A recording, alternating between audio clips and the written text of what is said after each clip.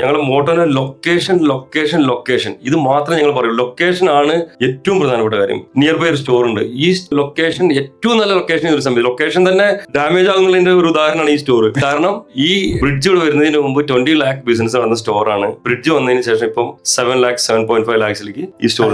അപ്പൊ ഈ ലൊക്കേഷൻ നമ്മൾ ചേഞ്ച് ചെയ്യാൻ പോകാം. മിക്ക ആളുകൾ എന്ത് ചെയ്യുന്നറിയോ, റെന്റൽ കുറയ്ക്കാൻ വേണ്ടിയിട്ട് ഞങ്ങൾ മിക്ക ഫ്രാഞ്ചൈസികളും ഞങ്ങൾ ചെയ്തത്, അവർ ഫ്രാഞ്ചൈസിയുടെ റെന്റ് അവരുടെ സ്കോപ്പ് ആകുമ്പോൾ എന്ത് ചെയ്യും, ലൊക്കേഷൻ മോശമായ ലൊക്കേഷൻ അല്ലെങ്കിൽ അവർക്ക് അവരുടെ സ്വന്തം ബിൽഡിങ്ങിലേക്ക് പോയി തുടങ്ങും. ആ വഴിക്ക് വാക്കിങ്സ് കുറവായിരിക്കും.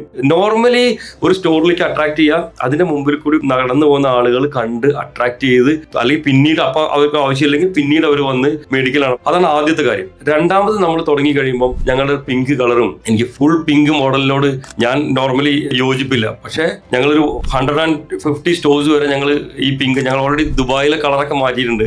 അത് വേറെ കളറിലാണ് വന്നിരിക്കുന്നത്. ഇവിടെ ആ കളറിലേക്ക് ഭാവിയിൽ വരാൻ പോവാണ്. കാരണം ഇത്രയും ഭയങ്കര ഡാർക്ക് പിങ്ക് എന്ന് പറയുമ്പോൾ ആളുകളെ അട്രാക്ട് ചെയ്യാൻ വേണ്ടിയിട്ട് ഞങ്ങൾ ആ ഡാർക്ക് പിങ്ക് ഫുൾ ആയിട്ട് ചെയ്തിരിക്കും. അത് ശരിക്കും നമുക്ക് ഭയങ്കരമായിട്ട്, ഇപ്പൊ കേരളത്തിലെ തിരുവനന്തപുരം മുതൽ കാസർഗോഡ് വരെ ഒരാൾ സഞ്ചരിച്ചാൽ പോപ്പീസിന്റെ ഷോറൂം കണ്ണിൽ പെടാതെ എന്തായാലും പോവില്ല.